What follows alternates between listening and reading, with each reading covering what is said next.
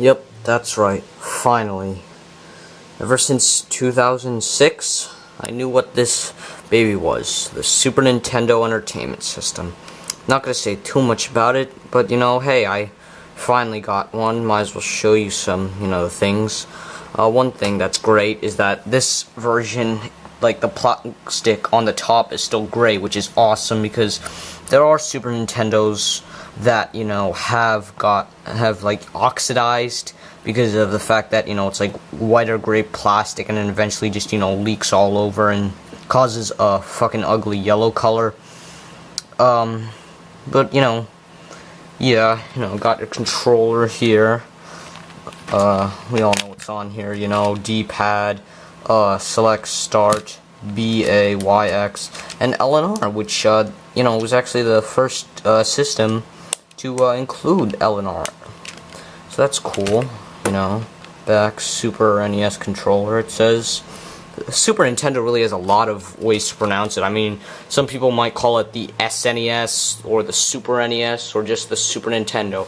I usually call it the Super Nintendo because saying SNES doesn't sound as, good, or as natural as saying NES, like right over there. I do have a second controller, however it's not this, it's basically the mouse, because two of the games I have require the mouse. So I'll definitely be getting more use out of this than the mouse for the Genesis. The only game I have that supports that is Wacky World's Creativity Studio. And yes, it is Creativity Studio, not Creative Studio. Sorry about that, because that's what I pretty much said in every other video. But anyways, if you couldn't tell from what you're seeing right away, not only is this Mario and Wario, there's the box. But yes, this Super Nintendo is modded, and I use the term modded very loosely, because all I did was, get a needle nose plier and remove two tabs, so that way the Super Famicom cartridge can go in. Because, Super Famicom cartridges have the same exact connector as a Super NES American cartridge, so it will work just fine. You just gotta remove those tabs. And I might as well talk about Mario and Wario itself. I might review it, but basically you're this fairy here. I think her name's Wanda, and you basically use the mouse to place blocks. Oh wait, on focus. You basically move the mouse to place blocks.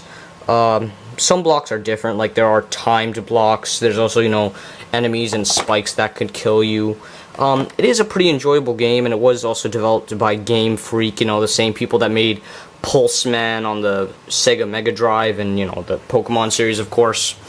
So, that's all well and good. Not sure why it didn't come out here in North America, but, I do have a couple, actual Super Nintendo games. Yes, it is a very small collection, but don't worry, it'll definitely grow in the future, and especially this summer. Got Super Mario World, which, is just a freaking awesome game.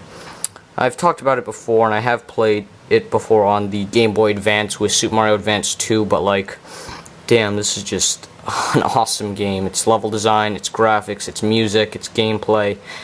It's, definitely Mario, 2D Mario at its finest. And, a must-have if you have a Super Nintendo, or if you can get it on the Virtual Console. I just can't say enough good things about it. And we have, Mario Paint, which is also pretty fun. It's obviously well known for the music composer, which now is its own separate thing. I think there's a website called unfungames.com or something like that, where you can basically use the same exact music composer. This is probably my least played Super Nintendo game, but still, it was definitely worth it. It was only like $5. And Mario Paint, it's pretty fun. I'm not a very good drawer. I'd be better drawing with my actual hands than the mouse, but hey, it works well enough. Donkey Kong Country, which I mentioned before in a previous video, which I got for free. And again, Donkey Kong Country is just another fantastic game. Again, its music, good God, its music's great. Gameplay's fun, just, the platforming, the control. Diddy Kong's awesome, just, Rare made a lot of good games when, you know, Nintendo and Rare were still partnered. Then we have Mega Man X, which unfortunately the label seems kind of discolored. And also it's missing one of the tabs that holds the cartridge in place. But, you know, it's great to have this. It's not... Oh, I dropped it. I don't think it's too much different from the classic series, with the exception of the story, of course, and the characters. But, you know, the music's nice, gameplay's fun, and I'm very happy to have it in my, you know, Super Nintendo collection. I don't think I'll be getting X2 and X3 because those are actually pretty rare and expensive.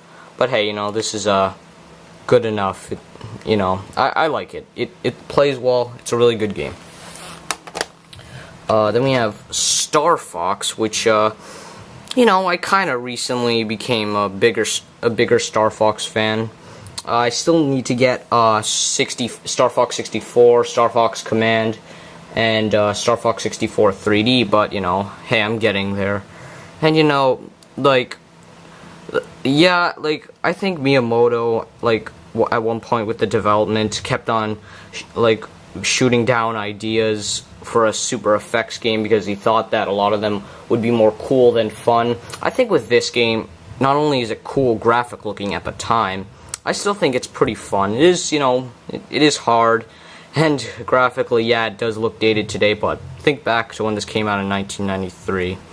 You know, great music too, and just a really good game, but, you know, Star Fox 64 is better. And finally, Stunt Race FX, which, another one of those Super Effects games. It's actually more fun than I thought. I hear, like, I remember when I saw reviews for this game, people were like, oh, the controls take getting used to, and, that might be right, but, you know, you can really save yourself, by, you know, like, drifting with L and R. I'm not sure how many people know that. But, actually a pretty fun game. There aren't that many Super Effects games that have a 3D polygonal look. I mean, there are, you know, games that use it that aren't really polygonal, like Mega Man X3 or X2, and along with, like, Super Mario World 2, Yoshi's Island, Super Mario RPG, and I think Tales of Fantasia. But, you know, Stunt Race FX, it actually might even be worth your collection. It's fun, it's cheap, and, you know, I like it. I like the whole cartoony look to the game, too. I don't know really what else much to say about the system, you know, other than, you know, the port here, which, hold on, I'll remove it.